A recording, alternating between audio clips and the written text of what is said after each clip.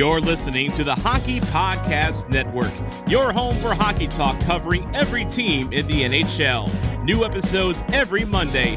Download at thehockeypodcastnetwork.com or wherever you get your podcasts from. What up, Sea of Red? You're listening to Into the Flames, a Calgary Flames fan podcast.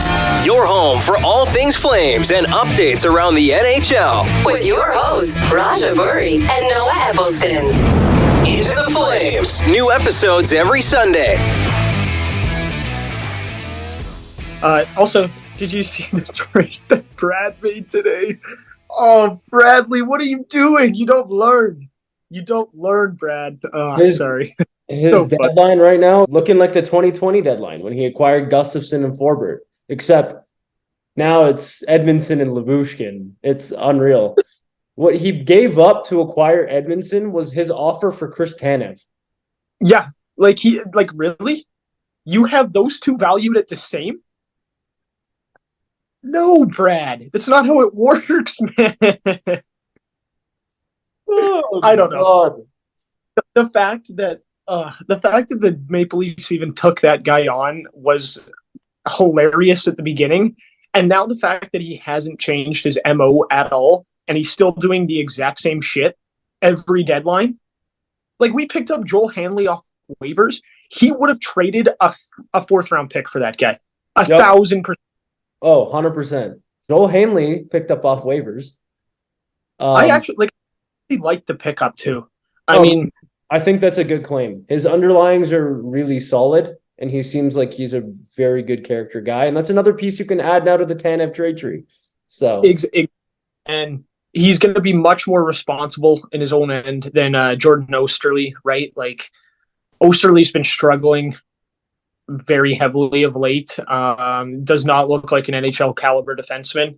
I really liked that acquisition. I think he's going to give us a lot of stability on the back end. He is a more older veteran guy as well. You need some of those guys here in Calgary now, especially now that Noah Hanifin was dealt last night. All right, so the full trade, Noah Hanifin going to the Vegas Golden Knights at 75% retained, which is 1.375 against cap. Those damn bastards did it again.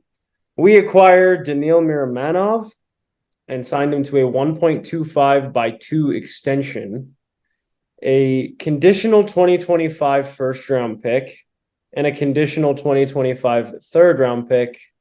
The condition on the third-rounder being if the Vegas Golden Knights win a round in this spring's playoffs, it moves up to a second.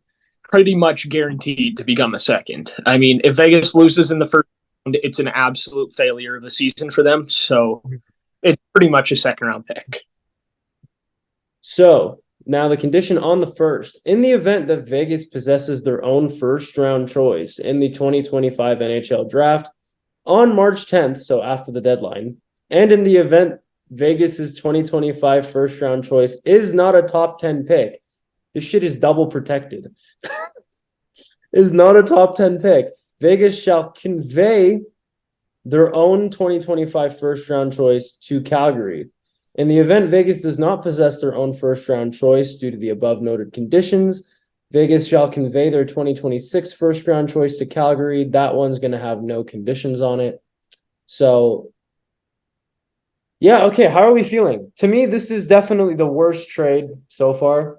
First of all, you didn't even get close to a good prospect. I don't even count him as a prospect. We're paying him to be a roster forward. So to me, that's a roster player. It's not a prospect.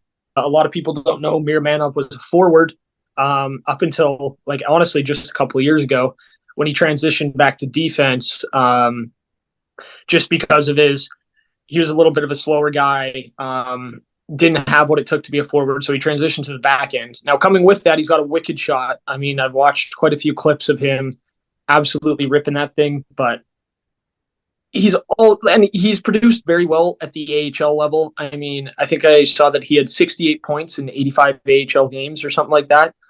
That's pretty good production from the back end, but it really hasn't translated into the NHL. He's had a few shots in Vegas. Obviously, they've got a pretty stacked D-core over there. He's not going to get a lot of top 4 opportunities in Vegas. He had some bright spots, but also some really low spots. And honestly, the condition on the first round pick is absolutely horrible. The fact that you weren't able to get a prospect out of this deal and Vegas got to do whatever they wanted with the conditions on the first was pretty much like you were just giving Hanifin away at this point.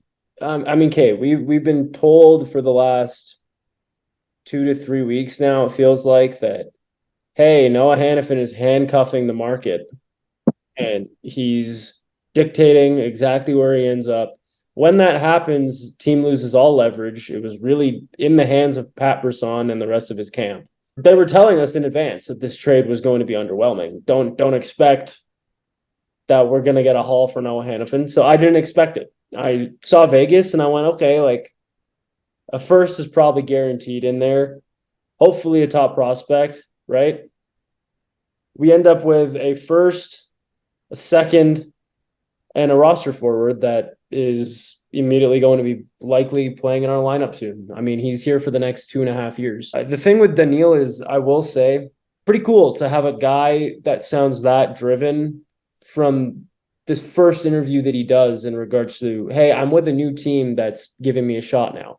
Maybe he comes here and he absolutely impresses the crap out of us, and it looks like we won the Noah Hanifin trade. He is another Russian, which seems to be a trend nowadays. Seems like almost every trade that we've made, we've acquired a Russian back. So maybe going from little Sweden over to little Russia here in Calgary, that might be part of it. I do think he brings a much more physical aspect on the back end with more offensive upside.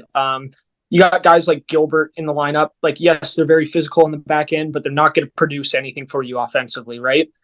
I think you might see Miramanov get some looks on the second power play now with Hanifin gone.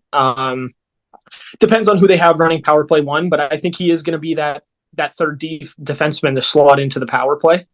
Mm-hmm. Hopefully he gets some great looks. And I'm wondering, what draft do you want the first round pick in?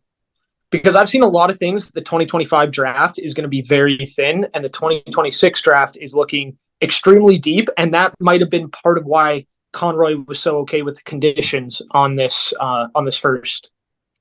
I mean, I'm just going to list off 2 players that are going to be available in 2026, Gavin McKenna and Joe Ginla. To me, picks are picks. Like, those are the fact that we're at least acquiring picks and identifying them as useful currency. That's already an upgrade over what we've been used to for 9 years. The big thing here is, do I think Hanifin put a chokehold on the market? Absolutely. That's all we've heard for 2 weeks. The return shows that. Flames really had no bargaining power here for a guy that they should have had bargaining power on. And he had an 8-team no trade. So realistically, you could have traded him to 16 other teams, could have generated a market for him. But it really came down to 3 teams, right? Like Vegas, Tampa, and Florida. Those were about the only 3 teams that, Pat Brisson would have accepted a trade to. Yeah. Go look at those teams' prospect pools. Not very good at all. Which is, I think, why Connie made the deal with Vegas. Florida didn't even have a second-round pick to include in the trade. Yeah. Like, regardless of the circumstance, Vegas was your best shot at getting a first-rounder in 25 or 26. But more of a better shot in 25. Tampa and Florida both didn't have that in their cup board. Sure, return is underwhelming. Deals like this, when you're selling and you don't have an immediate result, because you look at the return, you say, oh my God, external circumstances forced us to get shafted. Who is that first rounder going to be? Who is that second rounder going to be? There's no way Vegas loses round 1. That could change the outlook of what this looks like 5 years from now.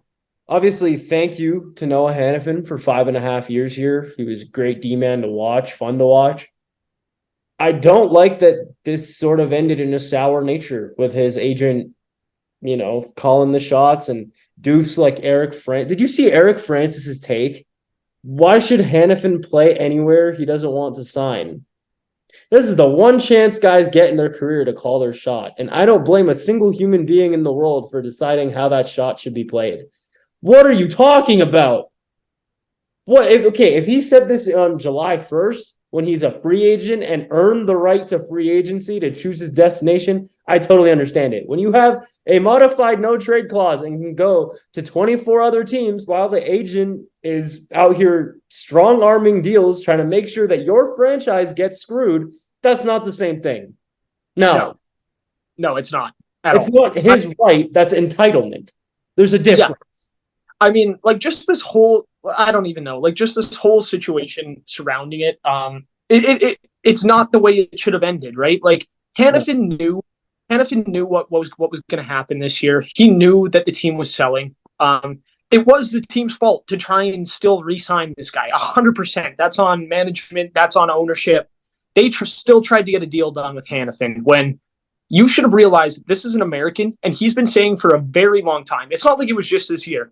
He's been saying for a very long time that he wants to play in an American market. Like, you knew that he had the possibility to handcuff you, and you still let it happen. You hope that it's something they learn from too, right? Like, this is Conroy's first year as a GM.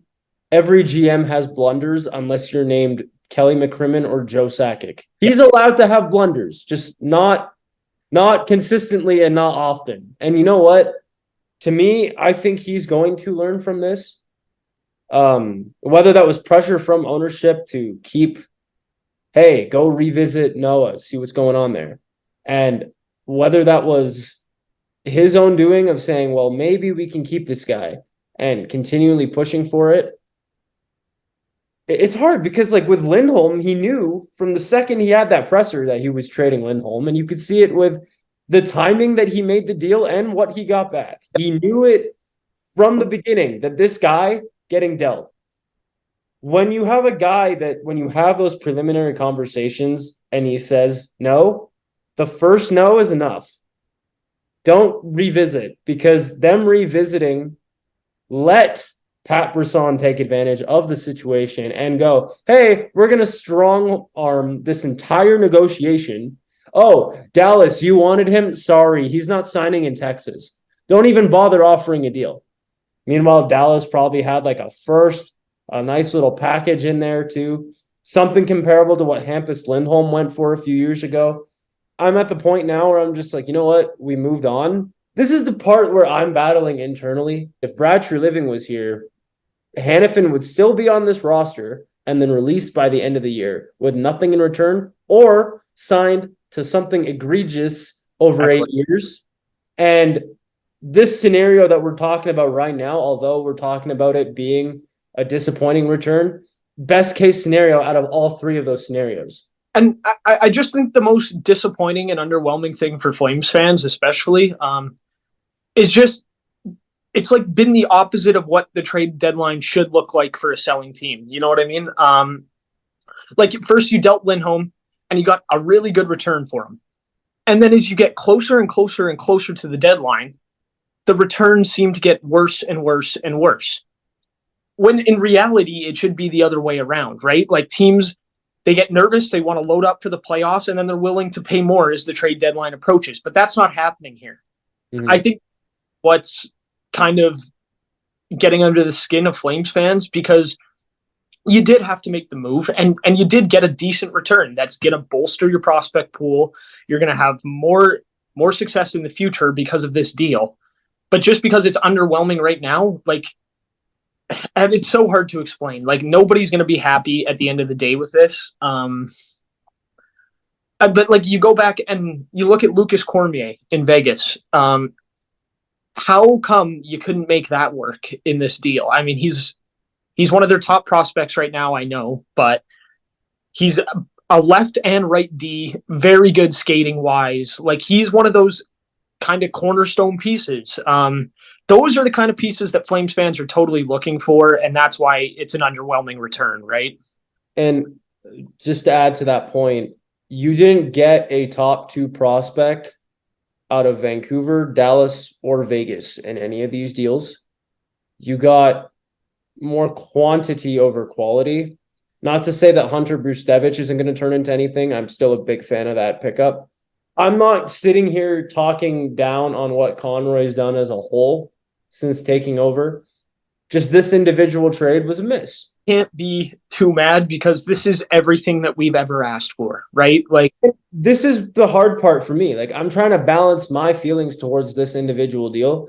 And overarchingly in the past, like we said, Brad would have let Hanifin walk for nothing, dude. We would have got nothing back, or he would have overpaid him over 8 years. Yep. The fact that Connie didn't extend Lindholm and Hanifin to overpays on 8-year contracts, it's a win. It's an absolute win. Huge win.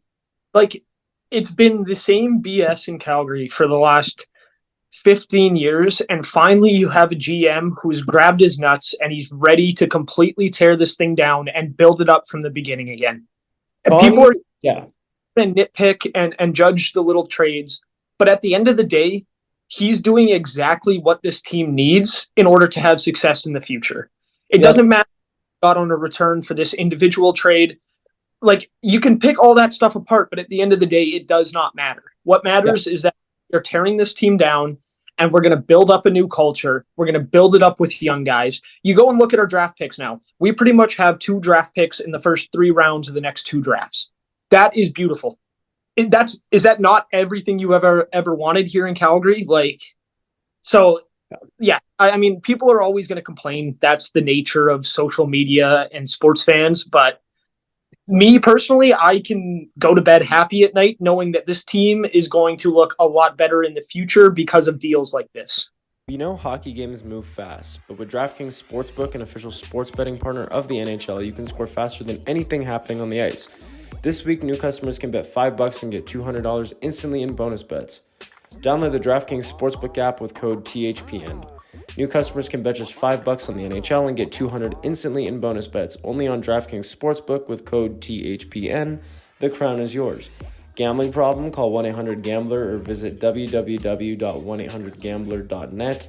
In New York, call 877-8-HOPE-NY or text HOPE-NY at 467-369. In Connecticut, help is available for problem gambling. Call 888-789-7777 or visit ccpg.org. Please play responsibly. On behalf of Boot Hill Casino and Resort in Kansas, you must be 21 years of age or older, and it varies by jurisdiction. This offer is void in Ontario. Bonus bets expire 168 hours after issuance. See dkng.com/hockey for eligibility and deposit restrictions, terms, and responsible gaming resources. NHL and the NHL Shield are registered trademarks of the National Hockey League. Copyright NHL 2024. All rights reserved. And now back to the show. First of all, this is the greatest sell-off in Flames history. I don't think we've seen this. This is unprecedented. Ryan Pike also tweeted that now looking at the overall body of work thus far, Conroy has turned 5 pending UFAs into 4 players under contract, 3 prospects, 7 guaranteed draft picks, and 1 pick that could happen under certain conditions. So 5 expiring assets turned into 14 or 15. That is very solid work. Conroy got the job. He said that he was going to change the team, change the culture, and rebuild it here. And he's still doing that to this day. That is not something that's happened in Calgary. A general manager sticking to his word, like since I was born, probably. Dude, we were from even before. Like, when was the last time they had competent management? That's the biggest thing, is that Conroy is still doing exactly what he said he was going to do on day one. And if you're upset about that, then you're never going to be happy being a Flames fan. I know that there are a lot of fans, they look at the overall body of work and they're going to be probably commenting on this video saying, who cares if we brought in 14 or 15 assets? Nothing is high end.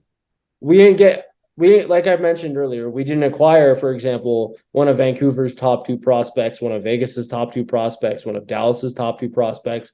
But this is where the draft comes in. Some years we don't even have a first round pick. Now we're picking 4 times in the first 2 rounds this summer. You have to nail those picks. Cost of not 100% winning a return like this when you're selling an asset is, hey, that first that we get from Vegas and that second that we get from Vegas, turn those 2 into key impact players for this organization. You do that, this trade ages like fine wine. And hey, if Miramanov can be a player, I mean, then you're picking up a guy that is effective in his role, someone that is part of your future, and another piece that's part of your future in the first 2 rounds. And I have confidence in the Flames management and scouting core to make the right picks with these picks. You go back and you look at our last couple of drafts. Look at the guys that we sniped out of there. Zari was never supposed to be a big prospect. Now all of a sudden he's having huge NHL impacts.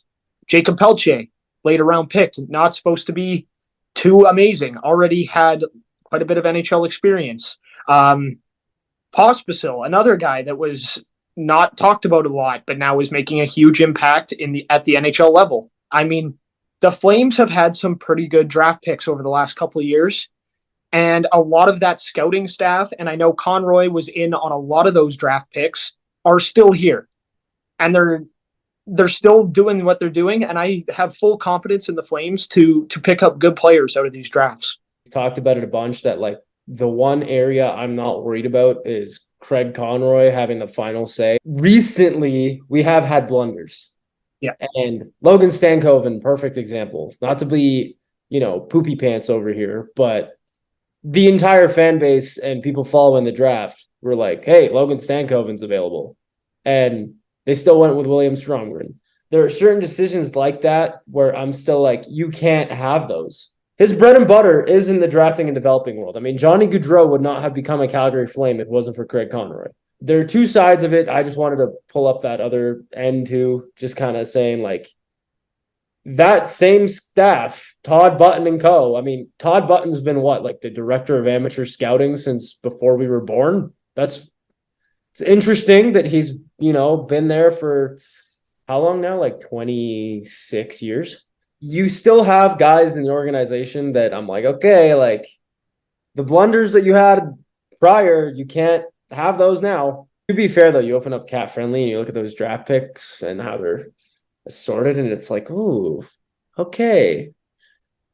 It's something we haven't seen in a very long time. I mean, Usually you'd open Cap Friendly and you'd see that the Flames had already traded their first and second round pick 2 weeks before the deadline even hit. So.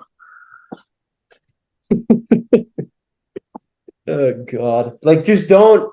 I have faith that we're never going to see a repeat of the 2013 and 2014 drafts again. That's basically what I'm trying to put out there. Like, try not to have a blunder. If you're going to have a blunder, don't have it in the first 2 rounds.